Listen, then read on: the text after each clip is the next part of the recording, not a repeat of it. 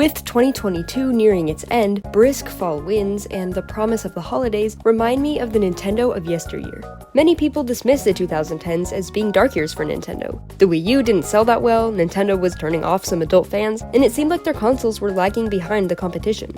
I'm not refuting the fact that Nintendo had their share of problems during these years, but in my opinion, what is all too often dismissed as Nintendo's dark age is actually a very underappreciated golden one. Perhaps the biggest things that make or break a Nintendo era are the game systems themselves. In 2013 to 2017, these were the Wii U and 3DS line of systems. The Wii U got a lot of criticism, and sure, it didn't have the best specs and had cringy ads, but I think that a lot of the hate it received was largely undeserved. The Wii U is a substantial upgrade from the Wii in all aspects, and I think the gamepad, though a tad gimmicky and slightly underutilized, was a really cool addition. And I know some people say that the Wii U's name was too confusing, leading people to think it was a Wii add-on or something, but honestly, if you do a second of research or actually know what you're buying in the first place, that's just not really an issue.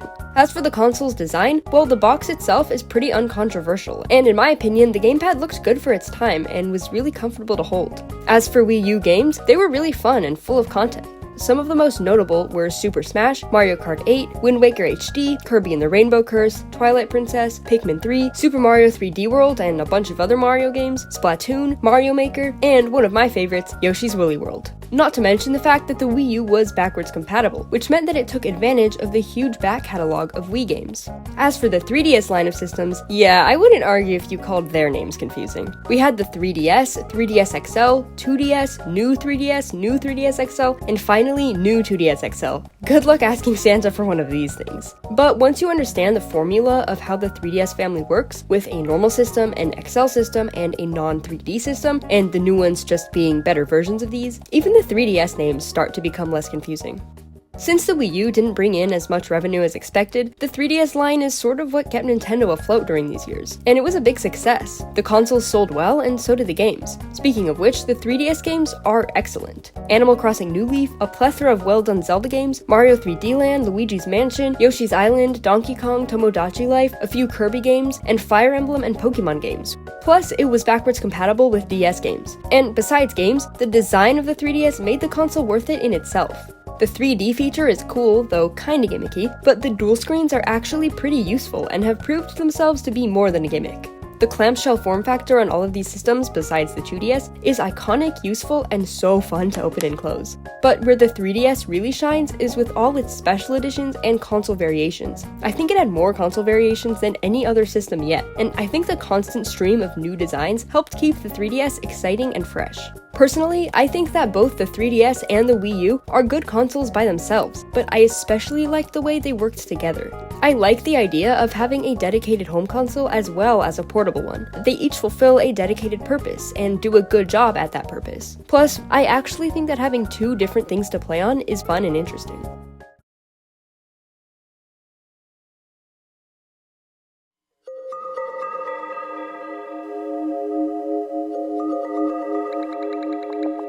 While some people prefer the utilitarianism of the Switch UI or the iconic look of the Wii menu, I think the Wii U and 3DS user interfaces hit the nail on the head.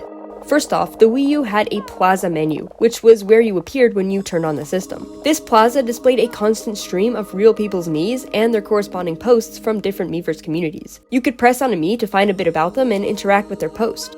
When Miiverse shut down, the home menu displayed a default arrangement of Wii U applications with NPC Miis. By pressing X on the gamepad, you could access the second part of the Wii U's home menu, which was the actual navigation part, where you could launch applications. Both the Plaza Hub and the application menu were just teeming with charming design elements and other UI aspects that make it one of my favorite interfaces ever. The floating icons, the bubbly environment, the ambient music, the animations and sound effects. This user interface feels more like you are stepping into an actual environment, like there is a literal world inside your Wii U, rather than just a superficial menu. The Wii U's menu gives the system an indescribable sense of depth and wonder that is incomparable to most other consoles, and I feel like it is rather underappreciated. The 3DS menu is pretty much a handheld version of the Wii U's, making it a little bit more simplistic, but just as wonderful. And the amount of personality packed into here is unreal. The little visuals, the different jingles for each application, even the fact that if you blow on the 3DS mic, the little picture representing your selected software would perform an animation. And again, the system ambient noise, as well as application-specific background music, are just something special. You could even purchase menu themes from the eShop that could change the look and feel of your menu, as well as its sound effects and music. All in all, Nintendo's user interface design for the Wii U and 3DS was on another level, and I think that both of these UIs are so amazing, yet so underappreciated. The Wii U and 3DS generation gave us something that we didn't know we needed, and that was the sense of community that the consoles were built around. The fact that the first thing you saw when opening your Wii U was the Miiverse Plaza is no mistake. A large part of these consoles, and Nintendo as a whole during that time, was to foster a sense of community around their games and systems. This aspect of these consoles made them feel all the more endearing and fun to use. Miis are so personable and adorable, and just a genius way for people to represent themselves. Your Mii was your personal avatar, and it was your main avenue in which you could access and navigate the online world of Nintendo.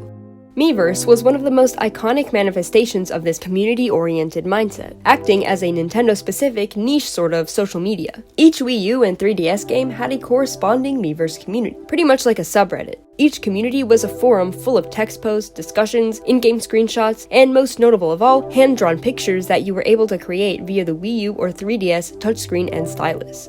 Miiverse appeared as a built-in app on Wii U and 3DS systems, and some games even let you post and interact with other people's posts from within the game itself.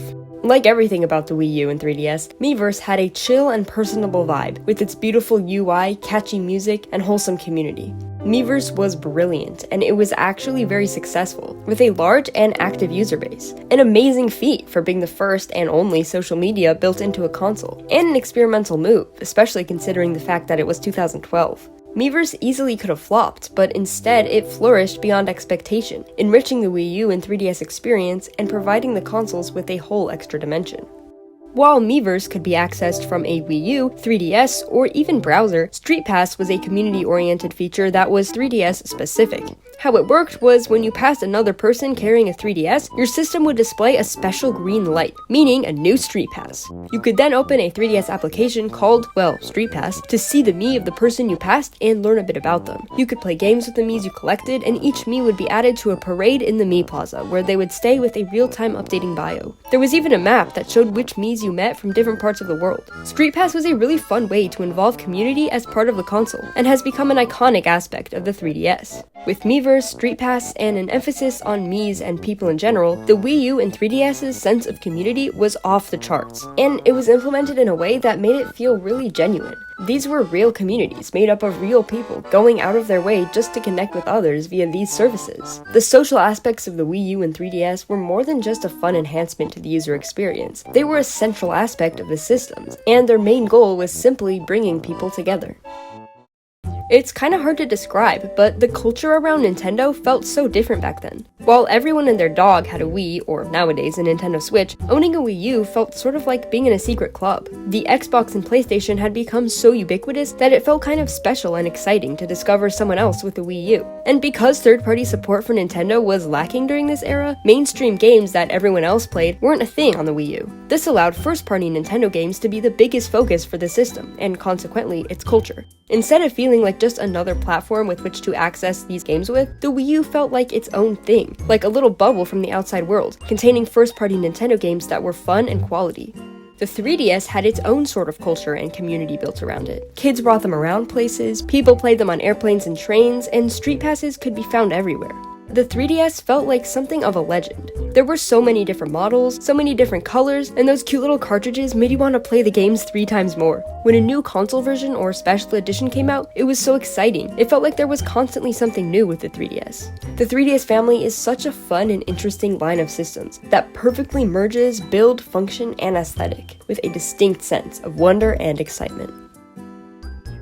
Overall, I think that this era of Nintendo was underappreciated, overly criticized, and highly misunderstood. And it seems like the farther we get from this era, the more people are starting to realize this. It's as if Nintendo was so ahead of their time that their products went way above our heads back in the 2010s, and only now, a decade later, are we starting to come around to just how brilliant it was. I feel like the world just wasn't ready for this era of Nintendo, but I think it's different now. We've changed and evolved as a society, and I think that this era would be better received now that people are finally ready to appreciate all of the ingenuity that Nintendo has to offer.